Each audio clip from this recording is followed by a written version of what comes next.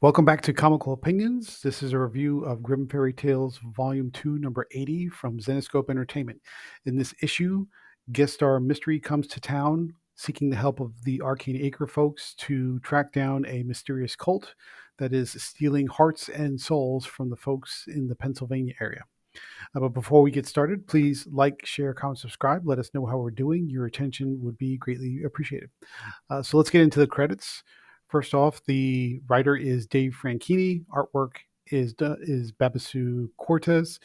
Colors by Jorge Cortez. Letters by Taylor Esposito. And the main cover, or cover A, is delivered by Igor Vitorino, who is Zenescope's main cover artist. So what's this issue about? Mystery comes to town hunting down a cult by the name of the Congregation of the Dead. The cult, the intentions of the cult aren't immediately clear, but what we do know is that the cult leader sends out two zealots or acolytes, if you will, who are named Reap and Sow. It's a nice play on words, kind of kind of interesting, kind of cute. But these ladies are anything but cute. They use their feminine charms and their attractive appearance to corner men in dark alleys and steal their hearts and souls and try to enslave them into shadow demons for some greater purpose. We don't know why. Mystery comes down to try and stop them, but they disappear before Mystery can get her hands on them. And she reaches out to the folks at Arcane Acre to help figure out who is the Congregation of the Dead, what do they want, what are they after, and what do they got to do to stop them. Shang's research leads to an old Gettysburg site referenced in an old journal that they found that was sourced from the Civil War times. Skye and Mystery go undercover to investigate the old mansion at the heart of this site. They meet up with the tour guide and his girlfriend, who are give haunted tours of the mansion because it's supposedly haunted by all the deaths of Confederate and Union soldiers that died at the site of the battlefield that was nearby. And when they get into the mansion and start looking around late at night, which is always a bad idea, they encounter Reap and Sow, and Skye supposedly gets captured and possibly even killed by the zealots from the Congregation of the Dead.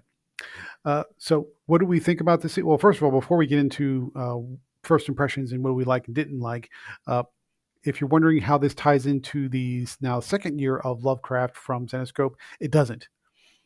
It's just basically, this seems like a one-off true blue straightforward mystery. It's not a one shot because the issue ends on a cliffhanger, so presumably this will be picked up in the next issue and the next issue after that. But there's nothing going on here yet that we can see so far that has anything to do with Lovecraft nightmares and horror stories that are Lovecraft in nature. So if you're sort of invested in what Zenescope is doing with Lovecraft adaptations and working that into their overall narrative, it looks like they're either taking a break or the connection to Lovecraft isn't clear in this issue. So, what do we like about this issue? First impressions? What do we think? Do we like it or not like it? Overall, it was okay. It's not the best, which we'll get to the reasons for that in a minute. But it was just an okay standard mystery comes to town to solve a mystery type of issue with the help of the Chang Gang. Uh, what do we like about this issue? It's certainly a new story. It's a creative story. The Congregation of the Dead seems kind of interesting. Maybe it's a little too early to tell, but there's some potential there, and especially when you have two acolytes named Reap and Sow. That's kind of a fun play on words, and their powers certainly are destructive and menacing. What didn't really like about the issue, honestly, it doesn't go very far. It's a lot of standing around, a lot of talking, especially with Skye and Mary in civilian clothes going undercover, and they go to this mansion that's supposedly haunted, and they go undercover, and it's a lot of walking and talking and wondering what's going on and whether or not this is safe and what is that creepy noise. It's the very beginnings of a kind of a haunted house mystery before it goes full on Zenescope really at the end of the last act. But there's not much to it. It's honestly kind of bland. So wish there was more meat to it, but honestly, it's just a question of Mystery and Skye hunt down Colt. They find Colt. Colt is not so easy to take down. Cliffhanger, moving on. Pretty straightforward, almost vanilla. I won't say it's terrible. It's just there's not much there that to get excited about. What about the art? Well, Babastu Cortez is not our favorite artist, and we've said that before. That's Don't say that to be mean, but it's just, there's a certain lack of finesse and cleanness about the inks and the pencils. Definitely gotten better over the past year, so that's an improvement. So if you've been turned off by Babastu Cortez's art in the past, it's certainly improving. And the colors by Jorge Cortez likewise are okay. They're definitely digital, and you sort of see that streakiness that comes with digital shading and highlighting. So it doesn't quite look like it's blended smoothly. And so that adds to the streakiness of Cortez's already streaky inks and pencils.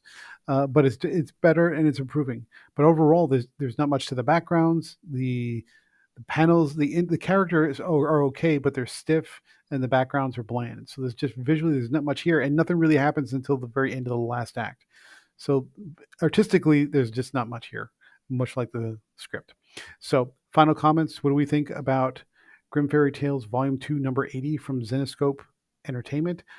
It's an okay start to an okay adventure that teams up mystery with Skye, which we haven't seen in a while, outside of any major crossover battles. So having said that, we're going to give Grimm Fairy Tales Volume 2, Number 80 from Zenescope Entertainment a 7 out of 10. I hope you enjoyed this review, but before you leave, please like, share, comment, subscribe to Comical Opinions. Hit that bell for notifications. Let us know how we're doing, and we will talk to you soon.